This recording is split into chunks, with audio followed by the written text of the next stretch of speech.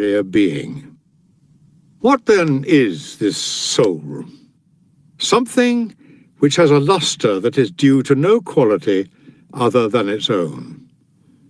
Could anything be more stupid than to praise a person for something that is not his? Or more crazy than admiring things which, in a single moment, can be transferred to another? It is not a golden bit that makes one horse superior to others. Sending a lion into the arena with his mane gilded, tired by the handling he has been given in the process of being forced to submit to this embellishment, is a very different thing from sending in a wild one with his spirit unbroken, bold in attack, as nature meant him to be, in all his unkempt beauty, a beast whose glory it is that none can look on him without fear. He stands higher in people's eyes than the other, docile, gold-leaf-coated creature. No one should feel pride in anything that is not his own. We praise a vine if it loads its branches with fruit and bends its very props to the ground with the weight it carries. Would anyone prefer the famous vine that had gold grapes and leaves hanging on it? Fruitfulness is the vine's peculiar virtue. So too, in a man, praise is due only to what is his very own. Suppose he has a beautiful home and a handsome collection of servants, a lot of land under cultivation, and a lot of money out at interest. Not one of these things can be said to be in him. They are just things around him. Praise in him what can neither be given nor snatched away, what is peculiarly a man's. You ask what that is. It is his spirit, and the perfection of his reason in that spirit. For man is a rational animal. Man's ideal state is realized when he has fulfilled the purpose for which he was born. And what is it that reason demands of him? Something very easy, that he live in accordance with his own nature. Yet this is turned into something difficult by the madness that is universal among men. We push one another into vices. And how can people be called back to spiritual well-being when no one is trying to hold them back and the crowd is urging them on? Letter number 46. The book you promised me has come.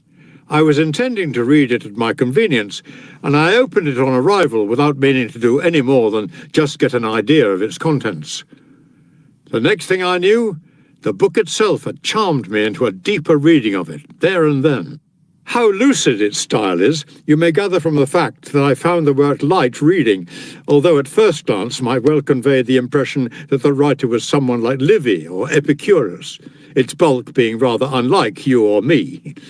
It was so enjoyable, though, that I found myself held and drawn on until I ended up having read it right through to the end without a break. All the time the sunshine was inviting me out, hunger prompting me to eat, the weather threatening to break, but I gulped it all down in one sitting. It was a joy, not just a pleasure to read it. There was so much talent and spirit about it. I'd have said forcefulness, too, if it had been written on a quieter plane now and then, and periodically raised onto a higher one. As it was, there was no such forcefulness, but instead there was a sustained evenness of style. The writing was pure and virile, and yet not lacking in that occasional entertaining touch, that bit of light relief at the appropriate moment. The quality of nobility, of sublimity you have.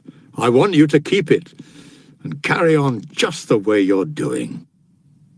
Your subject also contributed to the result, which is the reason why you should always select a fertile one that will engage the mind's attention and stimulate it. But I'll write and say more about the book when I've gone over it again.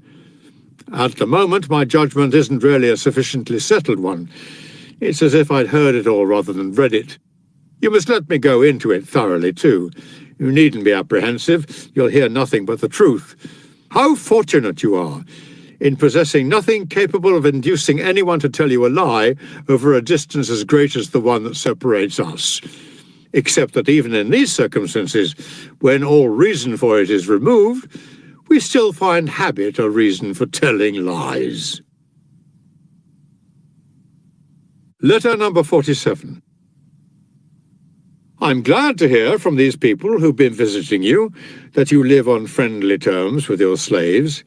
It is just what one expects of an enlightened, cultivated person like yourself. They're slaves, people say. No, they're human beings. They're slaves. But they share the same roof as ourselves. They're slaves. No, they're friends. Humble friends. They're slaves. Strictly speaking, they're our fellow slaves, if you once reflect that fortune has as much power over us as over them. This is why I laugh at those people who think it degrading for a man to eat with his slave. Why do they think it degrading? Only because the most arrogant of conventions has decreed that the master of the house be surrounded at his dinner by a crowd of slaves who have to stand around while he eats more than he can hold, loading an already distended belly in his monstrous greed until it proves incapable any longer of performing the function of a belly, at which points he expends more effort in vomiting everything up than he did in forcing it down. And all this time the poor slaves are forbidden to move their lips to speak, let alone to eat. The slightest murmur is checked with a stick. Not even accidental sounds like a cough or a sneeze or a hiccup are let off a beating. All night long they go on standing about, dumb and hungry, paying grievously for any interruption. The result is that slaves who cannot talk before his face talk about him behind his back. The slaves of former days, however, whose mouths were not sealed up like this, who were able to make conversation not only in the presence of their master, but actually with him, were ready to bare their necks to the executioner for him, to divert unto themselves any danger that threatened him.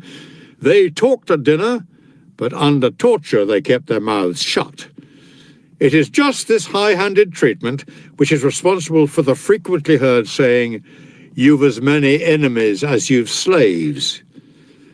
They are not our enemies when we acquire them. We make them so. For the moment I pass over other instances of our harsh and inhuman behavior, the way we abuse them, as if they were beasts of burden instead of human beings.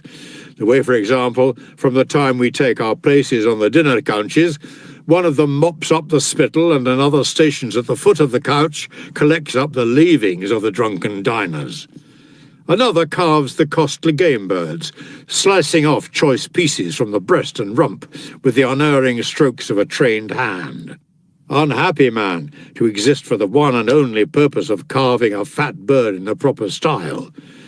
Although the person who learns the technique from sheer necessity is not quite so much to be pitied as the person who gives demonstrations of it for pleasure's sake. Another, the one who serves the wine, is got up like a girl and engaged in a struggle with his years. He cannot get away from his boyhood, but is dragged back to it all the time. Although he already has the figure of a soldier, he is kept free of hair by having it rubbed away or pulled out by the roots. His sleepless night is divided between his master's drunkenness and sexual pleasures. Boy at the table, man in the bedroom.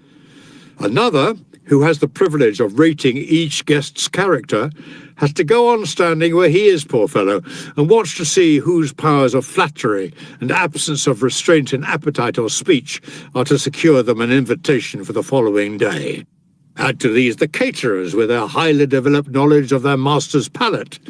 The men who know the flavours that will sharpen his appetite, know what will appeal to his eyes, what novelties can tempt his stomach when it is becoming queasy, what dishes he will push aside with the eventual coming of sheer satiety, what he will have a craving for on that particular day. These are the people with whom a master cannot tolerate the thought of taking his dinner, assuming that to sit down at the same table with one of his slaves would seriously impair his dignity. "The very idea," he says. Yet have a look at the number of masters he has from the ranks of these very slaves. Take Callistus, one-time master. I saw him once actually standing waiting at Callistus' door, and refused admission while others were going inside. The very master who had attached a price ticket to the man and put him up for sale along with other rejects from his household staff. There's a slave who has paid his master back, one who was pushed into the first lot too, the batch on which the auctioneer is merely trying out his voice. Now it was the slave's turn to strike his master off the list, to decide that he's not the sort of person he wants in his house. Callistus's master sold him, yes, and look how much it cost him. How about reflecting that the person you call your slave traces his origin back to the same stock as yourself, has the same good sky above him, breathes as you do, lives as you do, dies as you do? It is as easy for you to see in him a free-born man as for him to see a slave in you. Remember the Varus disaster? Many a man of the most distinguished ancestry, who was doing his military service as the first step on the road to a seat in the Senate, was brought low by fortune, condemned by her to look after a steading, for example, or a flock of sheep. Now